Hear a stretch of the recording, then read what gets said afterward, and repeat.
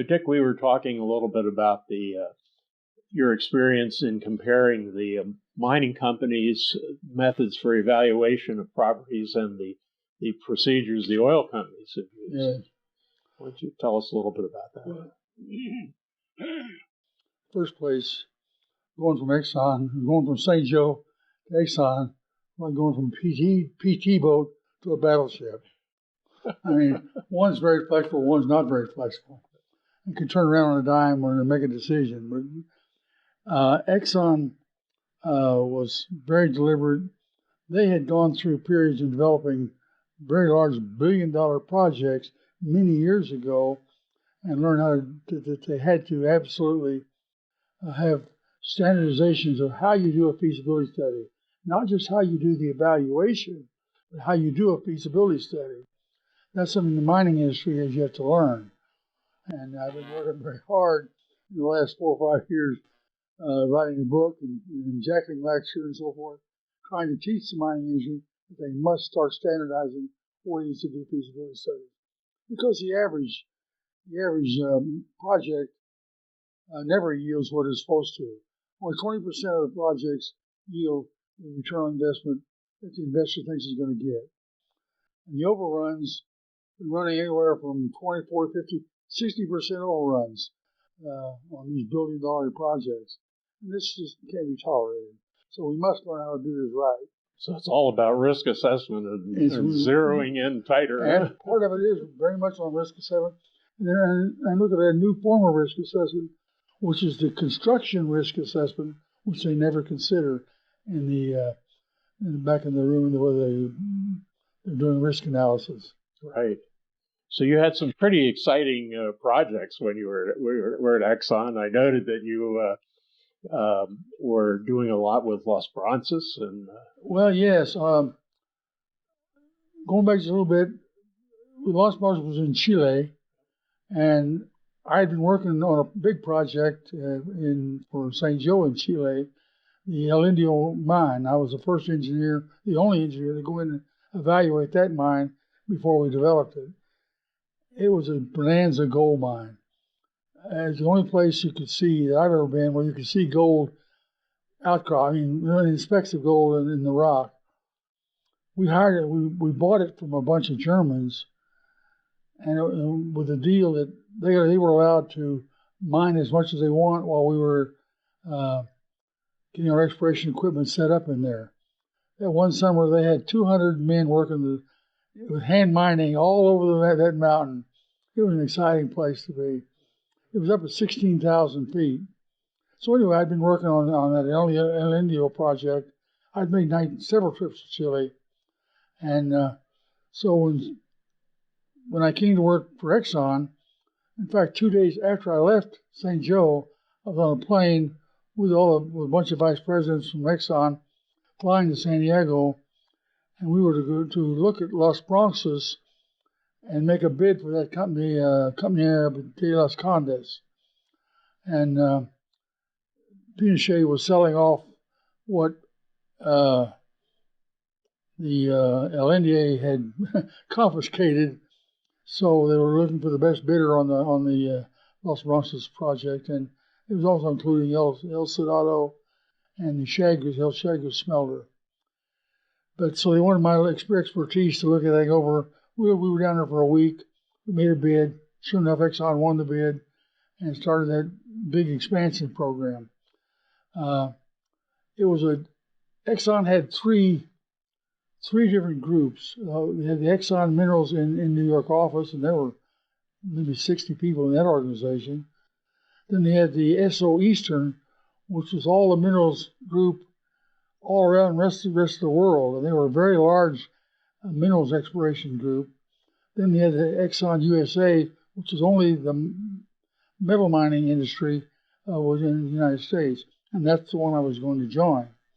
So I wasn't connected directly with the Los Bronces project, but because of my expertise in mine evaluation and feasibility studies, I had to sit on all the reviews, and I kept up with everything. And our engineers, and I started out with a very small group of engineers to evaluate projects. But because we had so many projects coming in, I had to build up a very large engineering staff to do this, multidisciplinary engineers. And the group was about 100 people all total with non-professional and professional staff. So my engineers were helping them also in Los Bronces with projects they were working on. So then later on, when Exxon decided to join those three minerals groups, I was made vice president of engineering, technology, and research. And Los Bronces then no longer was part of my feasibility group. I didn't have the feasibility directly, but I had 4 or 5 engineers working in the contractor's office, in the design office, and I had to keep track of all the engineering and approve the engineering that was done. So I still had a finger in the pie and was out there often to Pasadena to look at the engineering, what the engineers were doing. Now they had, it was going to be a $2 billion project, and that was in 1985. They had a professional project manager came in from Exxon to be the project executive of that big project. And everybody expected that's what they would do, and they did. And he was a man about 50 years old, and very capable man. But they had 4 project groups within the project itself. It was the project group in Chile, had to have activity there.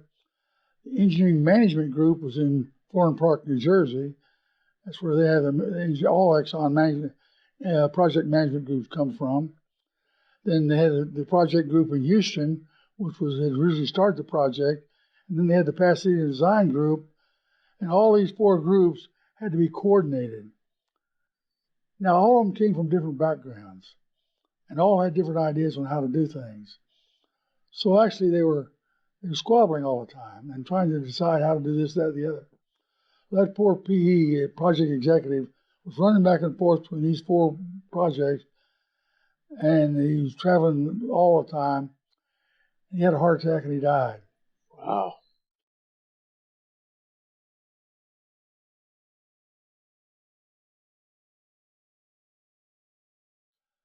So we thought, well, they'll send in another project executive to take over this thing.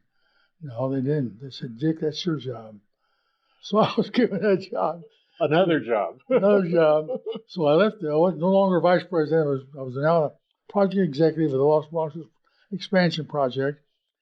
And they decided to expand from an 8,000 ton a day simple, small open pit mine, which was about at 9,000 feet in the Andes, to an 80,000 ton mine in one fell swoop. Well, Exxon wanted to do everything in big. They didn't want any small projects. Everything had to be a big project.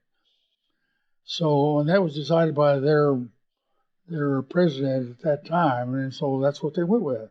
So I inherited an 80,000 ton a day project in the Andes of Chile. And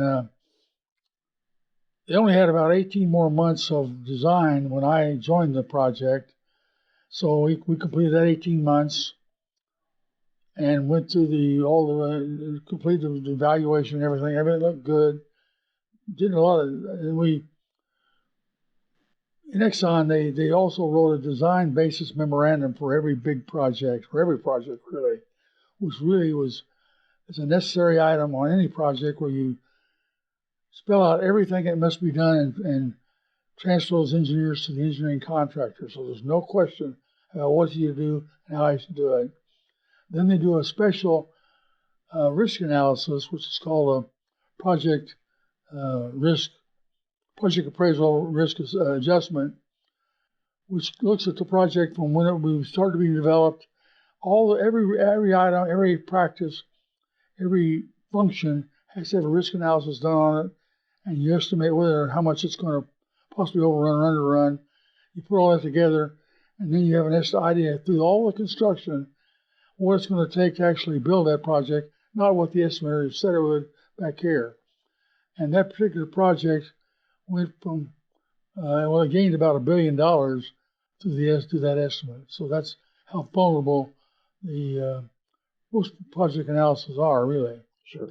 So anyway, we went through all the analysis, the reviews, and it got approved on the lower level, the Exxon reviews. Went to Exxon management in the corporate office, and meanwhile, the price of copper had dropped down below $1.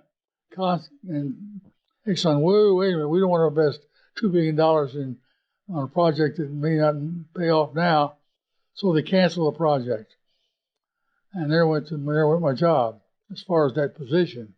Well, they sent me back to the engineering group and a small one. Meanwhile, they downsized a lot because they recognized they didn't want in all the minerals business that they thought they wanted in. At first, they wanted to get into zinc, uranium, and copper. And uranium was already looking really bad, and they were backing off on their zinc properties a lot. So they started downsizing. Well, I took over the engineering group again. So, and then the group in Los Bronces, I worked with them some to figure out a 40,000 ton expansion and do it for about half the cost, or less than half the cost. So that project went forward, but it went forward in Chile. So I wasn't directly involved in the engineering down there.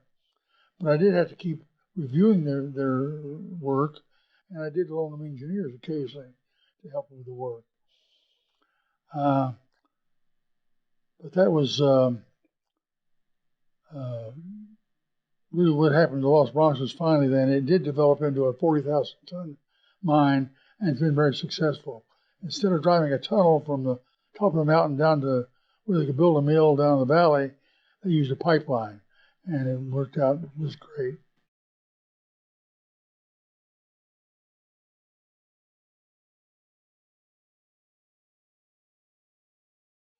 So then you mentioned that you were doing I guess, kind of a global study of zinc. Yes. Of course, they had Crandon property, and Crandon, to this day, Crandon is probably the best unmined zinc copper mine, or zinc copper resource left in the world. And I say it unequivocally. It's a wonderful property. Too bad it couldn't be developed. And it's just there's just too much environmental resistance, and the Native Indians were so much against it.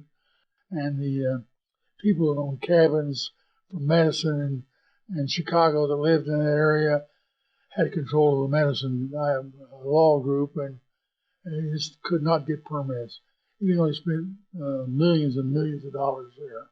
3 companies tried to develop it. Right. I noticed that there is a lot of exploration activity going on the Michigan side, not far, just a little bit to the east of Crandon now. And Michigan seems to be permitting some of these Yes. pretty willingly. Yes. And but it looks like Wisconsin is still a big challenge. I would, of course, that particular property was then sold to the Indians for a few dollars, or a few $100,000. I don't know how much. But they're sitting on a tremendous asset. One of these days, maybe 30 years from now, those Indians are going to think, let's see, we can make more money doing this than we can selling cigarettes or casinos. And they may develop it. But that's what it'll take. It'll take the local tribe there finally saying, let's develop this into the wheel. And it could be a wonderful property and produce lots of zinc. Well, anyway, getting back to the story about zinc, they were also trying to develop a zinc property in Tennessee and maybe even in Kentucky, and build a zinc refinery, which they had already staked out and leased the land for in Tennessee. And of course, the Canadian group had zinc properties also that they were developing.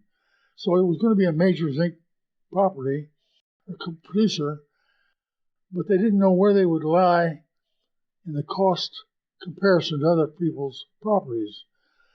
So they called a couple of us in to make a study of the worldwide zinc cost. They said, you go visit all the zinc mines in the world, major zinc mines. At first, there was no time limit put on it, so all zinc mines in the world, and estimate their mining costs. And this other fellow was going to look at the mills and the smelters. And combined, we'd come up with a total cost. Then we'd come up with we knew what our costs were going to be, and we'd come up with a cost seriatim and figure out where we were and see whether or not they could compete on the world market in down times. You need to be in the lower quartile to repeat in our industry in all down times. So I started out and had to first investigate, see who were the zinc producers around the world. And so the first mine we went to was in Honduras. It was an AIME mine in Honduras. And we visited, I believe, 5 or 6 mines in Mexico, which were major zinc silver producers. And this was a wonderful experience. And then we had to visit, I think it was six mines, at least in Peru. All of them were up in the high in the Andes. One of them was over on the Amazon side, down in the jungle of in Peru, and that was very interesting property to develop. Then that kind of we came back to the States, and after that, I learned to estimate mines, not only my experience, but I started working with the Bureau of Mines using their computerized system, which they had just developed, and put it on tape. And if you knew certain factors,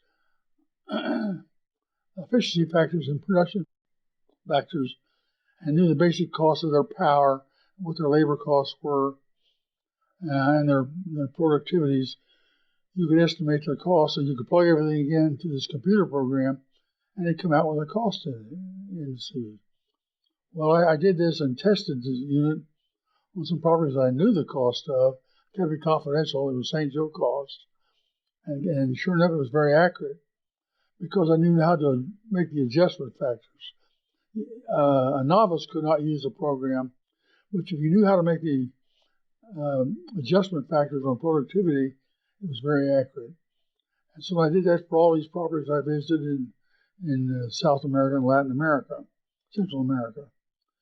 Then I started across Canada, visited mines in New Brunswick and Kidd Creek mine, and went to Big Sullivan District, spent several days there looking at their mines. Then over on the East Coast, Myra Falls, I forget the other, there were quite a few over there. There's about 5 or 6 mines across Canada, which are major zinc producers. Batabi. Then let's say the coldest one, the last, was Polaris. Polaris mine was about 200 miles from the North Pole on little Cornwallis Island.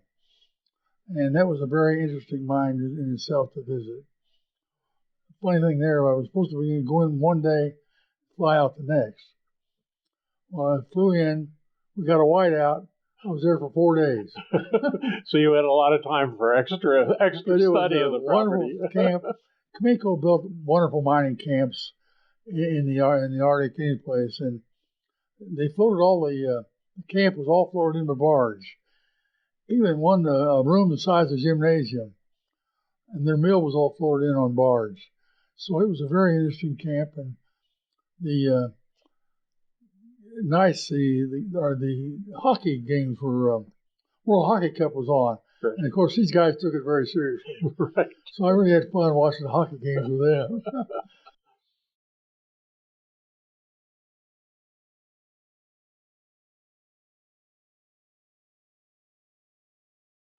Now, were you able to look at any of the Eastern Bloc countries or the Communist Bloc countries? No, what happened then was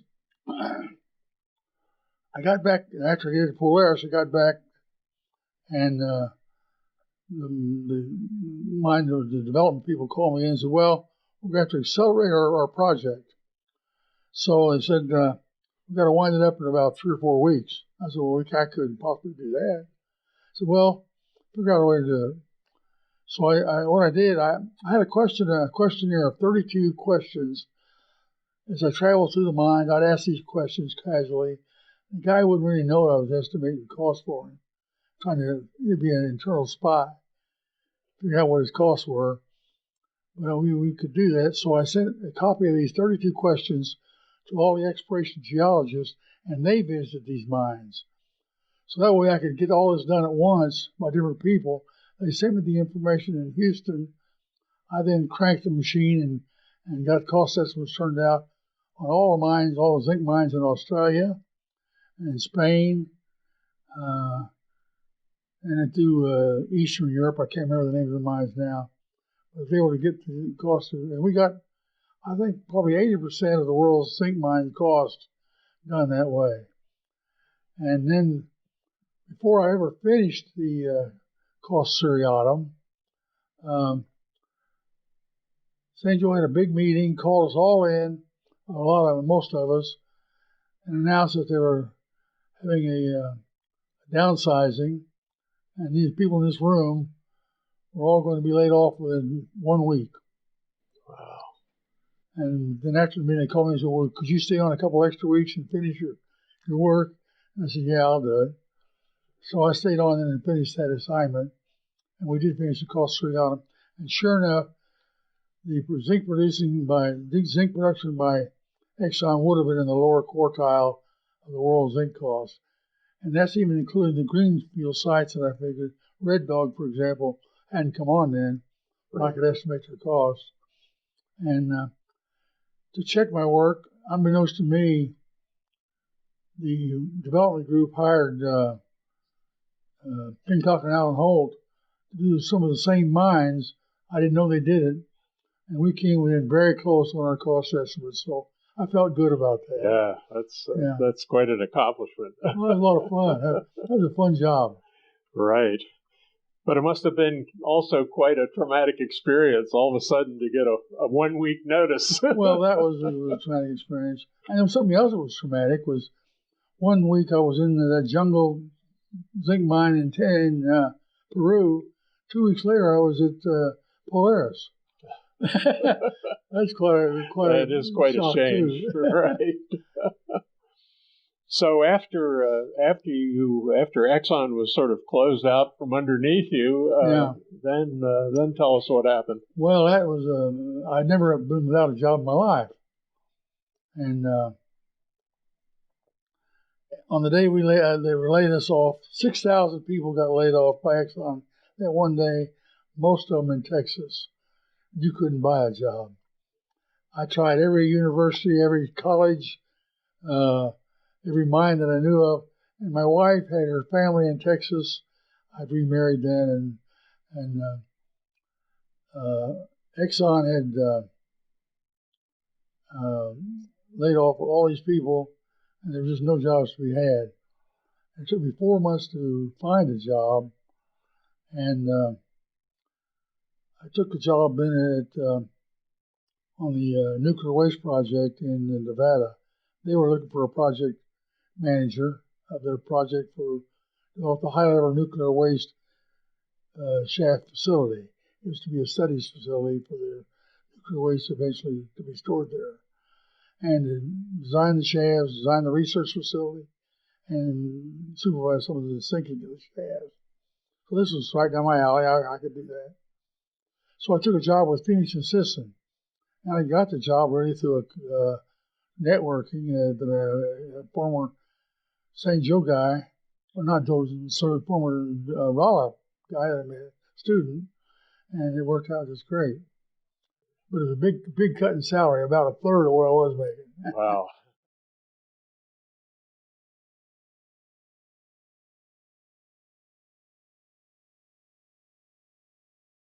Well, I guess would you want to share with perhaps some of our younger members who might watch this video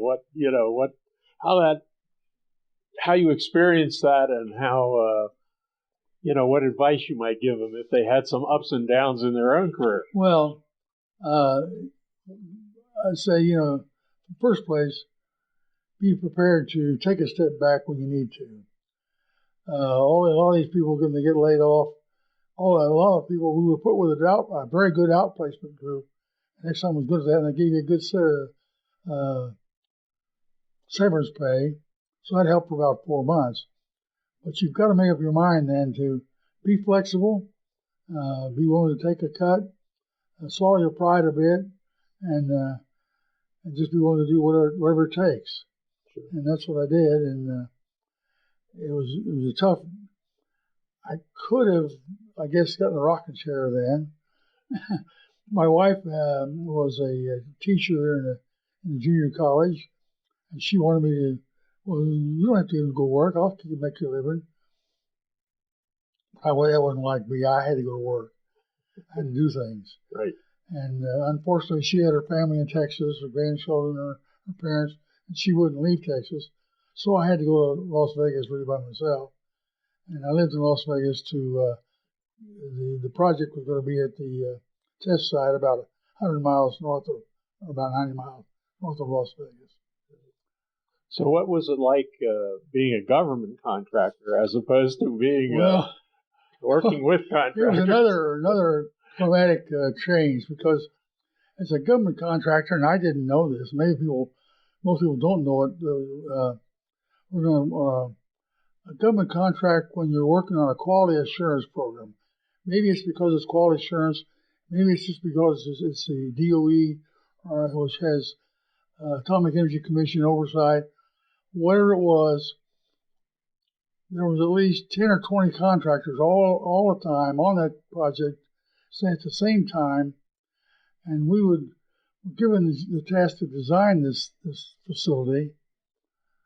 Then the 10 other contractors at all full time were looking over our shoulders, telling us other ways we ought to design it than what we did.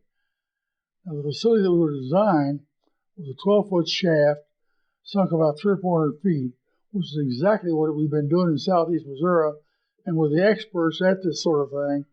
And I knew exactly how to do it, and we hadn't even had drawings of how to do it, but you couldn't convince these people that this is the way you had to do it. They wanted everything done and reproven. Are you sure that steering wheel is strong enough? Are you sure that head frame that you've designed is strong enough? Well, what's the stress on this beam? You had to prove everything and put it down on paper so you could prove by quality assurance that indeed it was correct. Now, that may be necessary, but I don't think so. And if that job would have been turned over to a private company, they would have had an underground research facility in 18, 20 months for sure. But anyway, it was a very good experience in learning how not to do a project. But we also had a lot of work to do, and I think we did good work, and we finally got to where they wanted to be. The other thing was, after we finished the design, which took us about probably a year, that first design, because there was every review every 3 months. You had to lay out all your information, hundreds of copies, and at least 1,000 people would look at these things and make all these comments. And you had to respond to all those comments. Every comment by quality assurance standards had to be responded to. So it was just a lot of work besides engineering design. Right. So anyway, we got the first one designed. The next one changed their mind. We changed their mind about where they wanted the shafts and how they wanted the facilities built.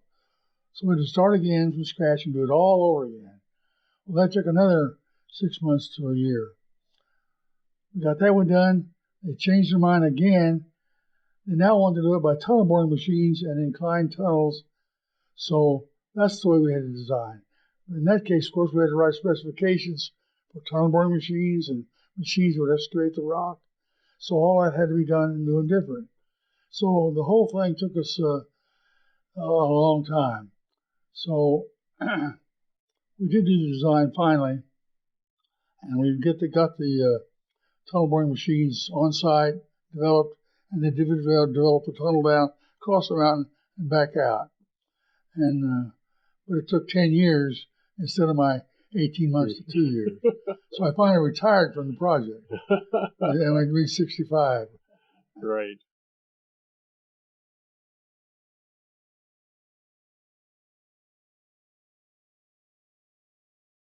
But we know you didn't retire from the profession. It sounds like you couldn't stand to be retired. No, well, retirement's a myth. Retirement's doing what you like to do. I like to be, in fact, involved in building things, designing things, constructing things. So I after I retired, I decided that I wanted to consult. Now, consulting is not easy to get into, particularly in the military where they have up and down periods. So many people always out of work and looking for something to do. So I consulted for DOE for a few months, and then I got hooked up with Dolbear, became a senior associate, not an employee, but a senior associate. And there were probably 30 or 40 of us on the senior associates. Each of us had our specialties.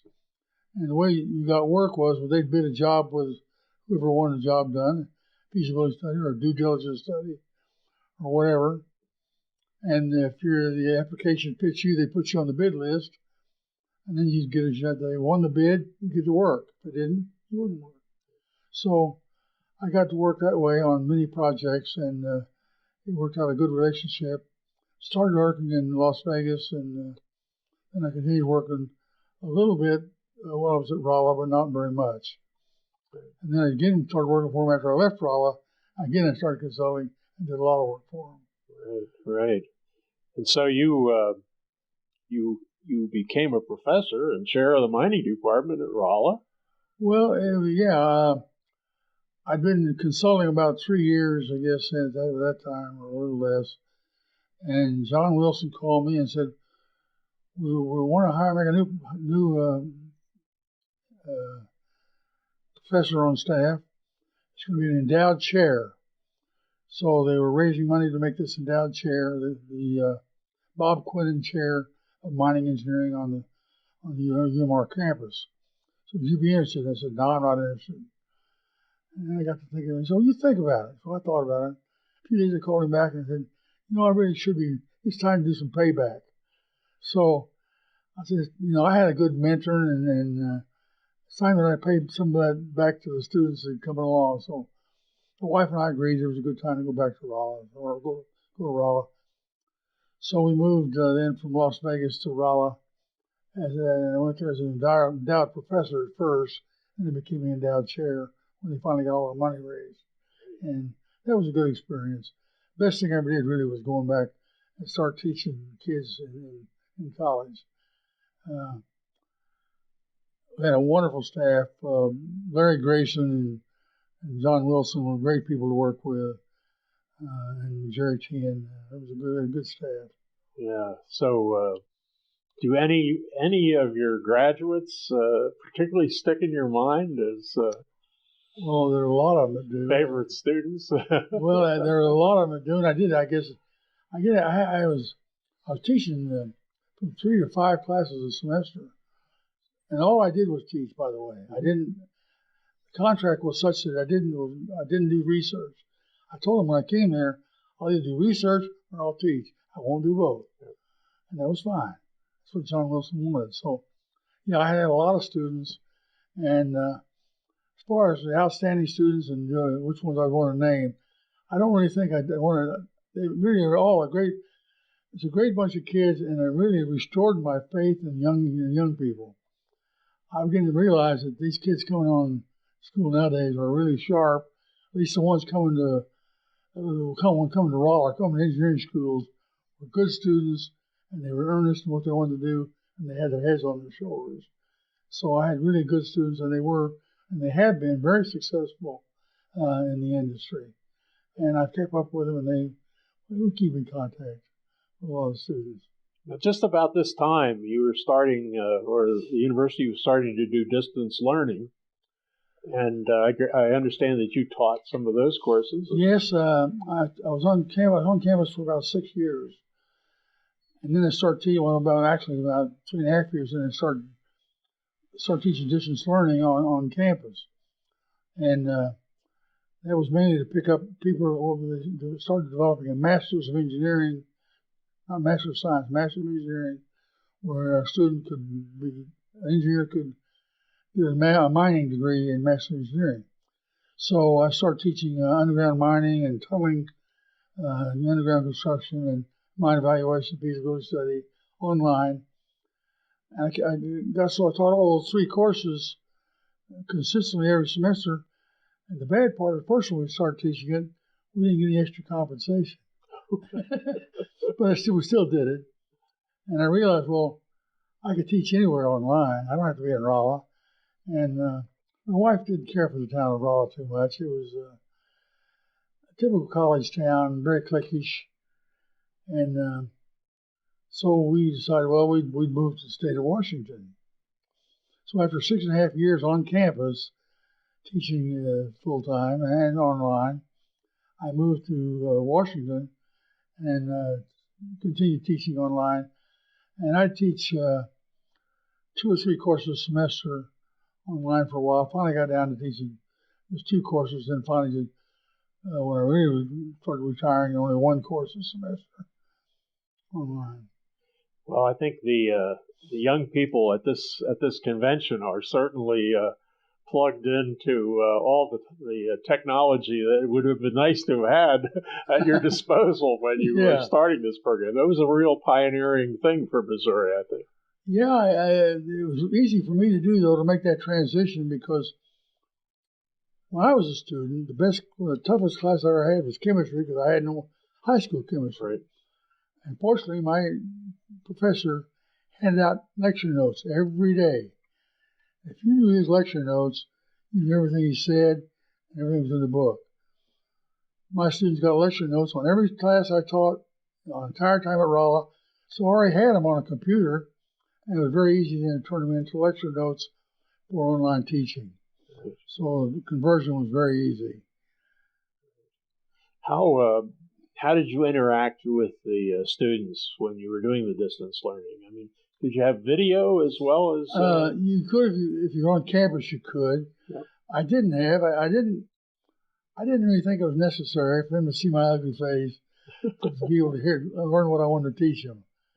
And we did have text messaging not text messaging, but online messaging. If they had a question, they could ask it.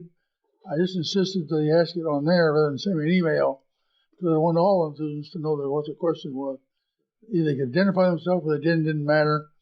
But I get a lot of questions and I'd answer them then online. And so that was very, very productive. And I had students from everywhere. I had all over the country, a few from Canada, a few from Mexico, Peru, Chile, South Africa. So I had students from everywhere on the online courses.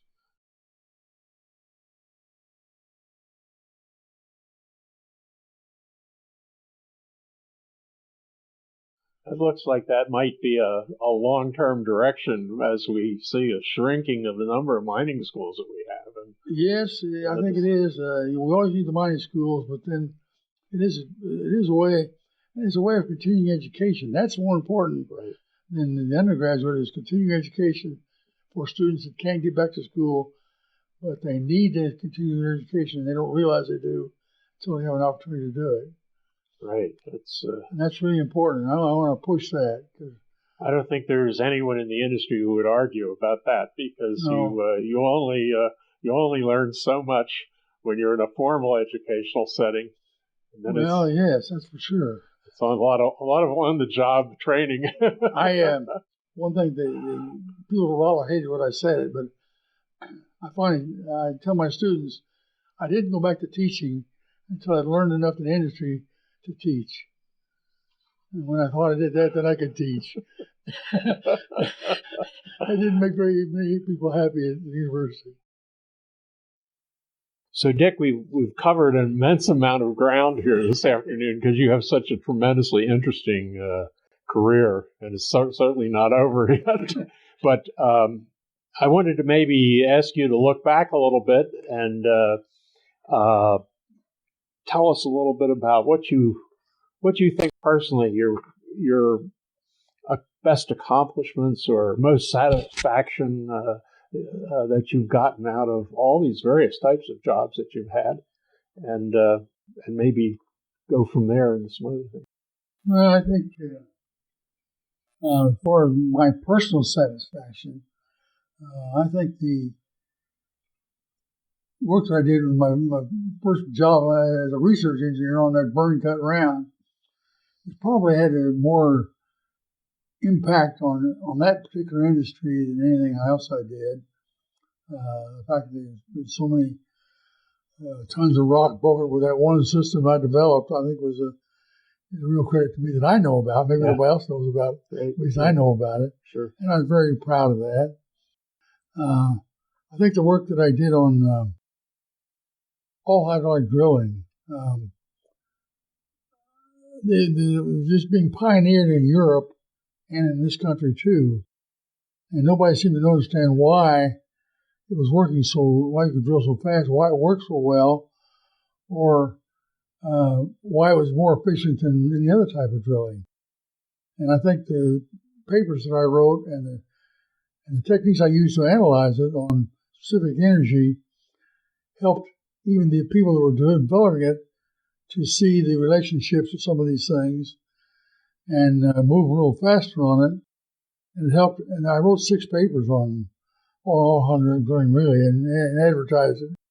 And I think it helped move that technique into the minds a lot quicker than it would have otherwise gone. Sure. So I think that was a significant thing.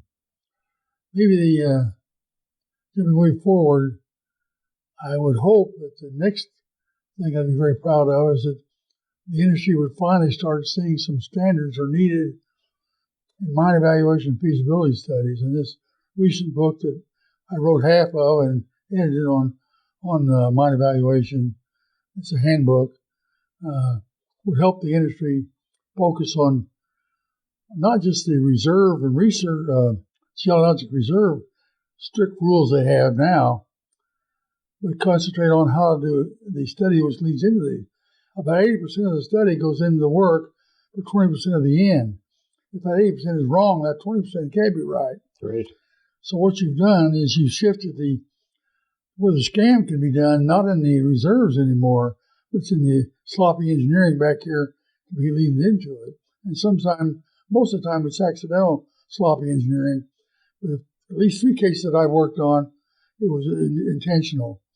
And that's what you got to be aware of. So I think when the industry finally learns that they must come up with standards, it'd be a great thing for the industry. If you just read that book, follow it, they'll do it.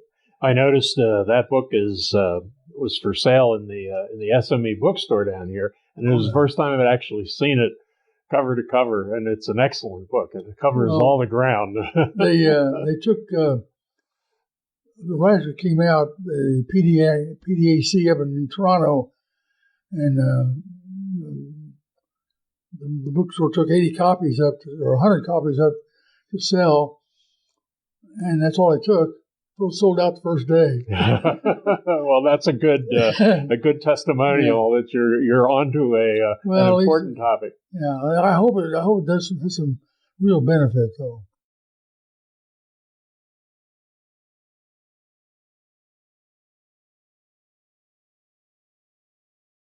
And this was also the topic of your Jackling Award lecture in 2011. That's when I first started preaching about it. Okay. Yeah, but well, it was really based on not just in my opinion. Deloitte did a study which showed that in South America, I think there's 60% of the major projects overrun, and about 40% in this country overrun. I think in Europe they're somewhat down. Maybe in South Africa, I think it's only 20%, but that's significant, and nobody's doing anything about it. Right, so, right. I hope it does.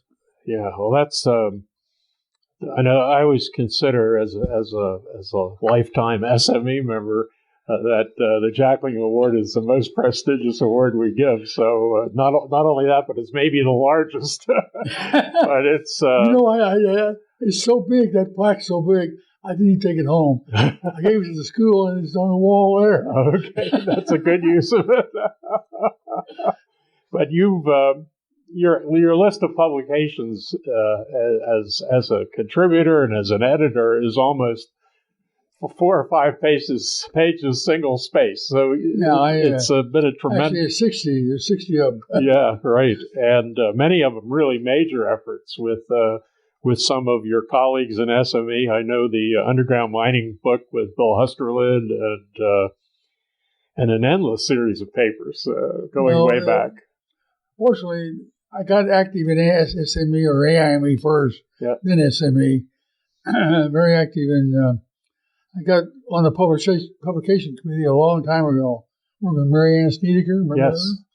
her? And I was reviewing papers and books all the time, so I got acquainted with what was the benefits of these things. And when Bill Hustler, of course, I was writing papers for St. Joe. My St. Joe boss always called me a blabbermouth because I like to publicize what we were doing because people need to learn about it. Anyway, when Bill Hustler came up with the Blue Book that he wanted to do, then I started helping him edit that or work with that and wrote some articles for that one. And then when they wanted to redo that Blue Book, of course, it wasn't possible to redo that. So we did the Underground Handbook that came up after that. Right. And Bill and I worked together on that, and that was a big effort. We had 80 people contribute to that chapters of that book. So right. That was a big job. It's a huge editing job. Yeah, and I wrote 3 chapters of that. Right. Then when the SME Handbook came along, I think I wrote 6 chapters for it. So that was a big job. And I solicited and edited another 5 or 8 chapters. I don't remember how many. I solicited a lot of chapters for that book. Right. Well, whoever it was said engineers don't know how to write. You're definitely the counter argument to that. My wife can always find mistakes in my writing. I'm still a hillbilly. I write like one sometimes.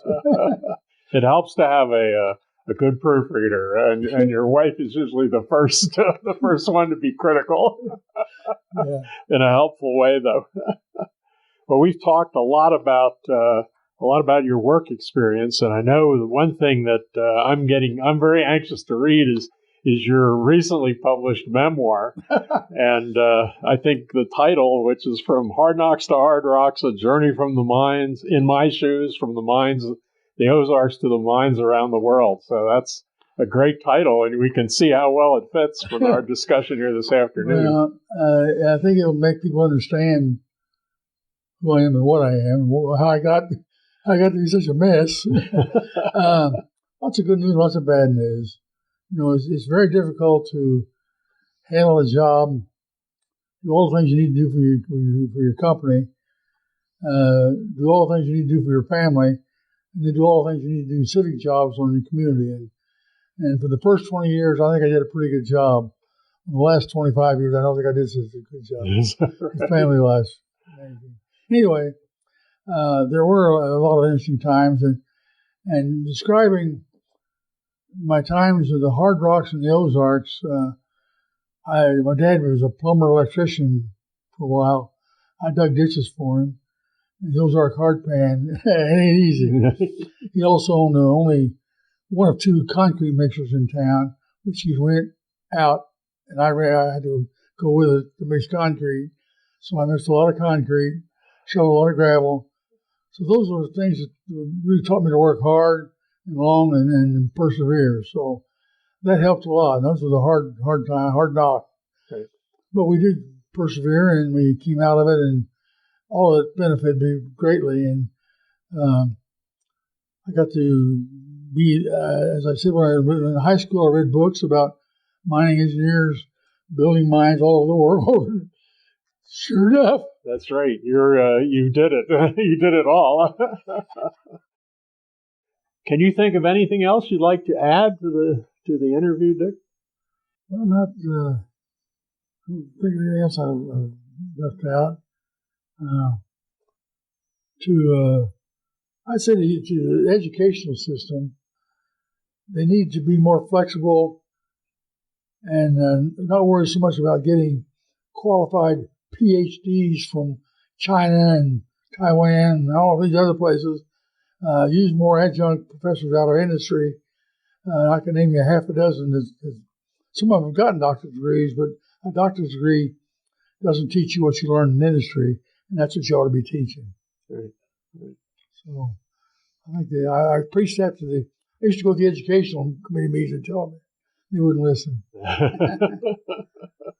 Well, I'd like to sort of maybe conclude here, but I want to thank you, Dick, for participating in this interview. It was so interesting, and I felt honored to be able to do it with you. Well, I appreciate the interest.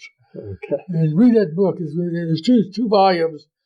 One covers 40 years. One covers 43 years. Okay, it's on my do list right now.